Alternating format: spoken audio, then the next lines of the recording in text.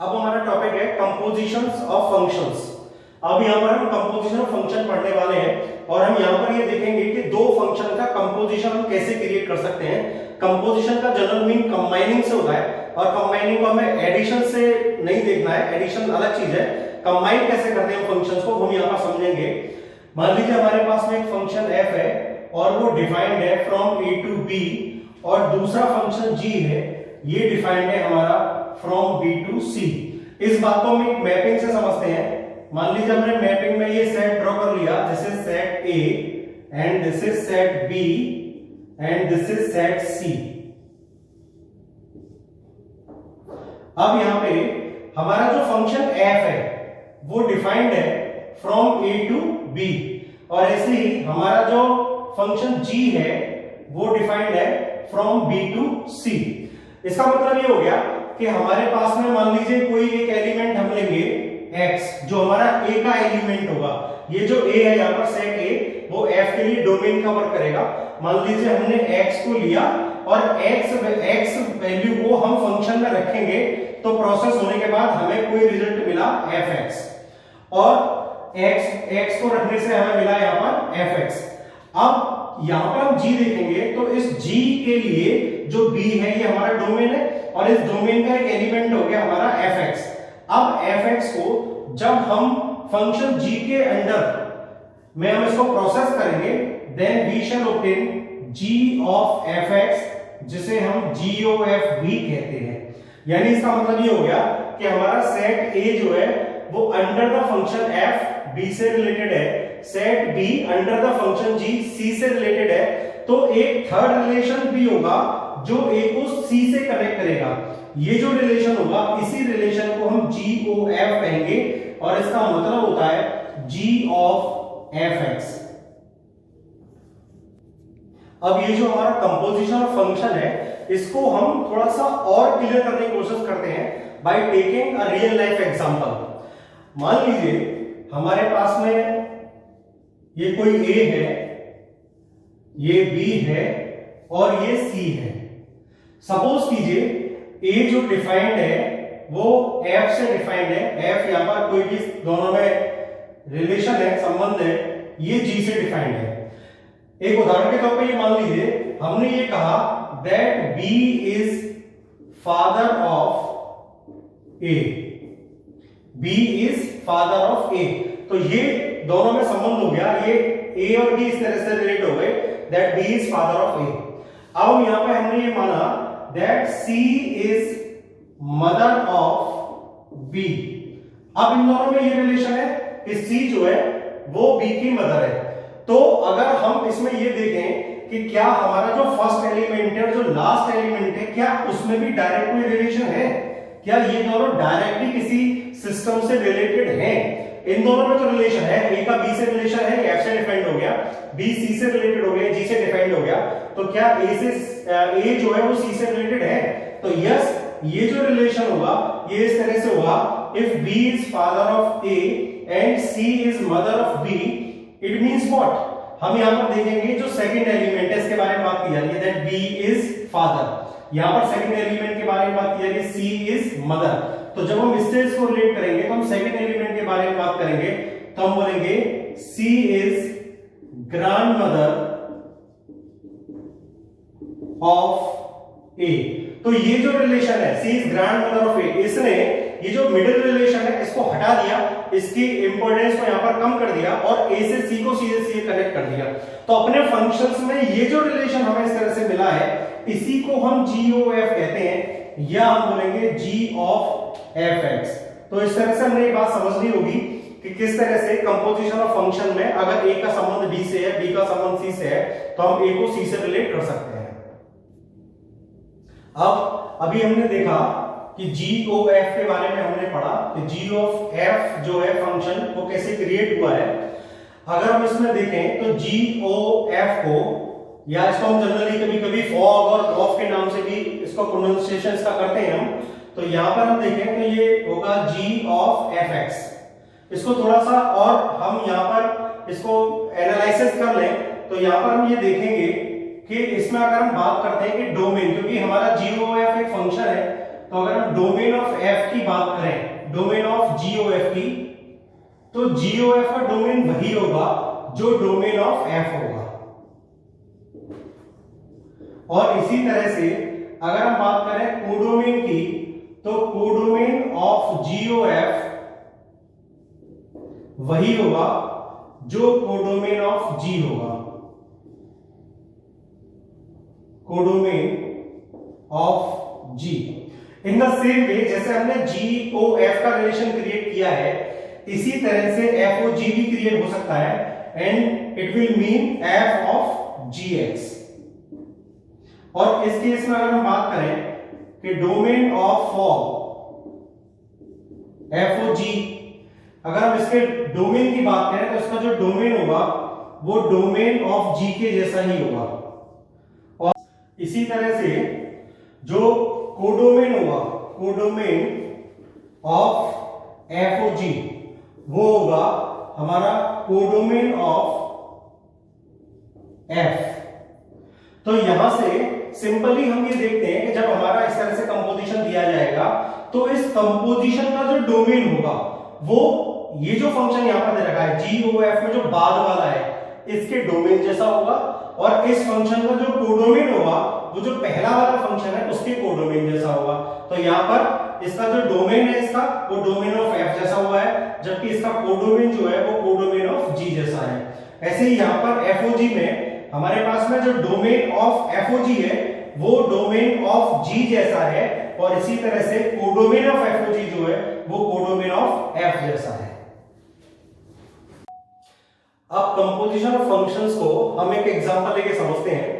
मान लीजिए हमारे पास में दो फंक्शन है, एक फंक्शन एफ है और दूसरा फंक्शन है जी, और ये दोनों फंक्शन इस तरह से डिफाइन किए गए हैं। फंक्शन एफ डिफाइन किया गया है from this set to set this, जिसमें फर्स्ट सेट के एलिमेंट जो इसका डोमेन है उसके एलिमेंट्स 1 3 4 है, और यहाँ पर ये जो एलिमेंट्स हैं इसके कोडोमेन वो है 1 2 और 5। और ऐसे ही यहाँ पर जी फंक्शन जो है वो डिफाइन किया गया है from 1 to 5 to a set containing elements 1 and 3।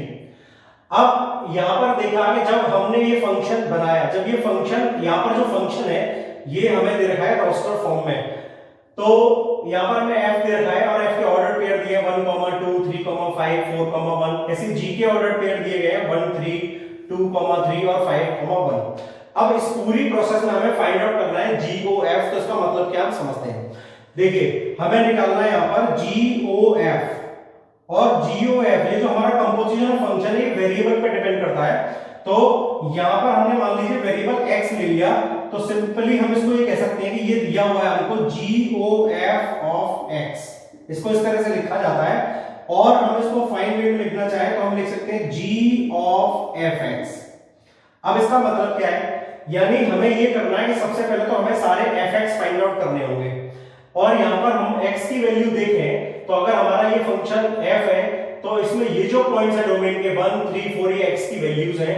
तो हमने यहां पर देखा कि f1 में हमारे पास क्या आने वाला है, f3 में क्या आएगा और f4 में क्या आएगा। तो हमने यहां से देखा इस फंक्शन से कि ये हमारी वैल्यू हमें ये पता होना चाहिए x होता है और ये हमेशा हमारा fx होता है। तो यानी हम फंक्शन f में 1 रखेंगे तो हमको जो वैल्यू मिलेगी वो 2 मिलेगी, अगर हम 3 रखेंगे तो जो हमको वैल्यू मिलेगी वो 5 मिलेगी, और अगर हम 4 रखेंगे तो वैल्यू जो हमको मिलेगी वो मिलेगी 1। और ऐसे ही अगर हम बात करें gx की, तो यहां पर ये अगर x है तो ये हमारा gx हो जाएगा। तो इसका मतलब ये है कि अगर हम g में 1 रखते हैं तो हमको मिलने वाला है 3, और g में अगर हम 2 रखते हैं तो हमको मिलने वाला है अगेन 3, और अगर हम 5 रखते हैं तो हमको एलिमेंट मिलेगा दैट विल बी 1। तो इस तरह से हमने f को डिफाइन कर लिया और g को भी डिफाइन कर लिया for all the points of domain. अब बात आती है कंपोजिशन की, g ऑफ fx की। तो g ऑफ fx का मतलब क्या है, fx का मतलब हो गया f1 f3 और f4। तो हमने यहां से देखा इसकी हेल्प लेके g में सबसे पहले हमने fx यानी f1 को रखा, तो ये हो गया g ऑफ f1। अब f1 की वैल्यू क्या है, तो f1 की वैल्यू है 2, तो इस f1 को हम रिप्लेस कर देंगे 2 से, तो ये हो गया g2। यानी इसका मतलब ये हो गया कि अब जो फंक्शन g है उसमें 2 रखने पर हमें वैल्यू क्या मिलेगी, तो वो वैल्यू हमको यहां से दिख रही है कि g में 2 रखने से हमको मिला 3, तो इसका मतलब इसकी वैल्यू जो है वो 3 हो गई। ऐसे ही हम दूसरी वैल्यू के लिए बात करते हैं, g ऑफ fx हमने लिया, g ऑफ f 1 के लिए हमने फाइंड आउट कर लिया, अब हम फाइंड आउट करने जा रहे हैं 3 के लिए, तो हमने यहां पर रखा 3, तो जो f3 की वैल्यू है तो g of f3, so f3 is 5 here, तो यहां 5 रख दिया, तो हमने देखा g5 की वैल्यू क्या है, तो g में 5 रखने से हमको 1 मिल रहा है, तो ये वैल्यू हमारी आ गई यहां पर 1। और ऐसे ही जो हमारा थर्ड एलिमेंट है यानी f4, इसके लिए हम फाइंड आउट करेंगे, तो g ऑफ f4, तो g ऑफ f4 की हम बात करते हैं, तो f4 की वैल्यू क्या है, यहां पर हमने फाइंड आउट किया f4 की वैल्यू हमारी 1 है, तो हमने यहां पर 1 रख दिया, और ये वैल्यू आ गई g1, और g1 हम यहां से देखेंगे g1 की जो वैल्यू हमारी वैल्यू है वो 3 है।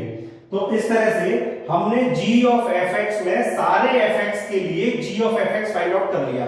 तो कंपोजिशन क्या बना यहां से, GOF, जो हमारा कंपोजिशन तैयार हुआ वो कंपोजिशन हो गया हमारा, क्योंकि हम जानते हैं कि जैसे हमारा f एक फंक्शन था, हमारा g एक फंक्शन था, तो GOF भी एक फंक्शन है, और फंक्शन के जो एलिमेंट्स होते हैं वो ऑर्डर्ड पेयर्स होते हैं, तो यानी यहां पर हमें ऑर्डर्ड पेयर्स मिलने वाले हैं, तो ये डिफाइंड हो गया, क्योंकि हम 1 रखा था हमने, और दोनों फंक्शन से प्रोसीड होने के बाद f से और g से हमको वैल्यू मिली 3, तो ऑर्डर पेयर मिला हमको 1, 3।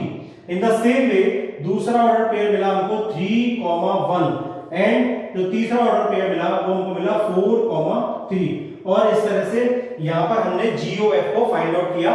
तो इस तरह का क्वेश्चन बोर्ड एग्जाम में अक्सर पूछा जाता है। अब इसी बात को हम जरा मैपिंग से समझते हैं। हमें हर क्वेश्चन में मैपिंग करने की जरूरत है नहीं, लेकिन यहाँ पर इस टॉपिक को बहुत अच्छे से समझने के लिए इसको मैपिंग से भी हम और क्लियर करने की कोशिश करते हैं। मान लीजिए यहाँ पर जो हमारा फंक्शन f है वो किसी एक सेट से दूसरे सेट पर डिफाइंड है, और इसी तरह से हमारा जो दूसरा फंक्शन g है वो भी डिफाइंड है। यहां से हम देख रहे हैं कि हमारा जो f है इसके डोमेन के पॉइंट्स 1, 3, 4 है, तो ये हमारे एलिमेंट्स हो इसके 1, 3 और 4। अब हम बात करें इसके कोडोमेन की, तो इसके जो एलिमेंट्स हैं वो हमारे 1, 2 और 5। और ऐसे ही हम g की बात करें तो यहां पर हम देख रहे हैं कि जो हमारा f का कोडोमेन है वो g का डोमेन है, तो g का डोमेन हमारा ऑलरेडी यहां पर नोटेड हो चुका है। अब हम बात करें g के कोडोमेन की, तो g के कोडोमेन में 2 एलिमेंट है 1 और 3, तो ये हो गया हमारा 1 और ये हो गया 3। अब यहां से हम फंक्शन को देखते हैं, तो हमारा फंक्शन ये कहता है कि 1 जो रिलेटेड है अंडर द फंक्शन f वो 2 से रिलेटेड है, तो 1 रिलेटेड हो गया हमारा 2 से, और ऐसे ही 3 जो है वो 5 से रिलेटेड है, तो ये 3 रिलेटेड हो गया 5 से, और जो 4 है वो रिलेटेड हो गया 1 से, तो 4 हमारा रिलेट हो गया 1 से। ऐसे ही अब हम यहां पर बात करें अंडर g, तो यहां पर 1 जो रिलेटेड है वो 3 से रिलेटेड है, तो 1 को हमने रिलेट कर दिया 3 से। इधर 2 जो रिलेटेड है वो भी 3 से रिलेटेड है, तो हमने 2 को भी 3 से रिलेट कर दिया, और ऐसे ही 5 1 से रिलेटेड है, तो हमने 5 को 1 से रिलेट कर दिया। तो ये हमारी मैपिंग क्रिएट हो गई इस प्रॉब्लम के लिए। अब GOF में हमने बताया था कि GOF का मतलब होता है सीधे सीधे एक फंक्शन क्रिएट होता है, और वो फंक्शन एक ऐसा रिलेशन होता है जो हमारे f के डोमेन से g के कोडोमेन में होता है, तो ये हमारा GOF होता है। यानी यहां से अगर हम GOF को इस मैपिंग के थ्रू डायरेक्ट फाइंड आउट करना चाहें तो हम सीधे सीधे समझ सकते हैं कि यहां पर हमारा 1 था, ये जो 1 है ये 1 हमारा g के कोडोमेन में कैसे रिलेटेड है, 1 रिलेटेड है 2 से, 2 रिलेटेड है 3 से, तो इसका मतलब 1 रिलेट हो गया हमारा 3 से। ऐसे ही हम यहां पर देखेंगे 3 रिलेट है हमारा 5 से, 5 रिलेटेड है हमारा 1 से, तो इस तरह से 3 हमारा 1 से रिलेटेड हो गया। और ऐसे ही हम यहां देखेंगे 4 रिलेटेड है हमारा 1 से, 1 रिलेटेड है हमारा 3 से, तो 4 रिलेटेड हो गया हमारा 3 से। तो इस तरह से यूजिंग मैपिंग हमने मैपिंग से भी फाइंड आउट कर लिया कि हमारा GOF कैसे फाइंड आउट हो सकता है, और हमने यहां पर बिल्कुल प्रैक्टिकली इस बात को समझा कि कंपोजिशन ऑफ फंक्शन का मीन क्या होता है। अब हम कंपोजिशन ऑफ फंक्शंस में एक एग्जांपल टाइप 2 देखते हैं कि इस तरह का एग्जाम में इस तरह का एग्जांपल भी अक्सर पूछा जाता है। तो यहां पर हमारे पास में पूछा गया है GOF यानी G of fx and FOG यानी f ऑफ gx हमें फाइंड आउट करना है। एक फंक्शन डिफाइन किया गया है फ्रॉम R टू R और दूसरा फंक्शन डिफाइन किया गया है वो भी फ्रॉम R टू R है। R का मतलब यहां पर है a set of real numbers R given by fx equal to cos x and gx equal to 3x square। अब यहां पर हमें GOF निकालना है, तो कैसे करेंगे इसको हम देखते हैं। सबसे पहले हमने GOF लिखा, GOF का मतलब हो जाता है सिंपली GOF ऑफ x और इसको हम अगेन लिखते हैं G of fx, G of fx। तो यहां पर हम देखेंगे fx हमारे पास में क्या है, तो fx की वैल्यू यहां पर cos x है, तो हमने fx को रिप्लेस किया cos x से, तो ये हो गया हमारा cos x। अब यहां पर थोड़ा सा केयरफुली देखेंगे, सिंपली यहां पर मतलब ये हो गया कि जो g है इस g के लिए इंडिपेंडेंट वेरिएबल x है, तो यानी यहां पर x आ रहा है तो ये आ रहा है 3 into x square means 3 into variable square. अब जहां पर जो x था वही यहां पर cos x बन गया है, तो ये बन जाएगा 3 into वेरिएबल यानी cos x स्क्वायर। तो सिंपलीफाई करेंगे तो ये हो जाएगा 3 cos स्क्वायर x और इस तरह से ये हमारे दोनों फंक्शंस के लिए GOF एक कंपोजिशन तैयार हो गया। अब हम बात करते हैं FOG के लिए, तो FOG को हम लिखेंगे FOG of x, again it is written as f of gx। अब यहां पर हम बात करते हैं gx की, तो gx यहां पर क्या है, it is 3x square here, gx की वैल्यू है 3x स्क्वायर, तो हमने gx को रिप्लेस किया यहां पर 3x स्क्वायर से। अब यहां पर जो 3x स्क्वायर है हमारा f में 3x स्क्वायर, अगर हम इस फंक्शन को देखें तो यहां पर ये x है, x वेरिएबल है, तो अगर x वेरिएबल है तो हमारा जो फंक्शन है वो है cos ऑफ x यानी cos ऑफ वेरिएबल, तो यहां पर वेरिएबल हो गया 3x स्क्वायर, तो ये हो गया cos ऑफ वेरिएबल यानी cos ऑफ 3x स्क्वायर। तो इस तरह से हमने इस क्वेश्चन में यहां पर हमने FOG और GOF दोनों कंपोजिशंस को फाइंड आउट किया।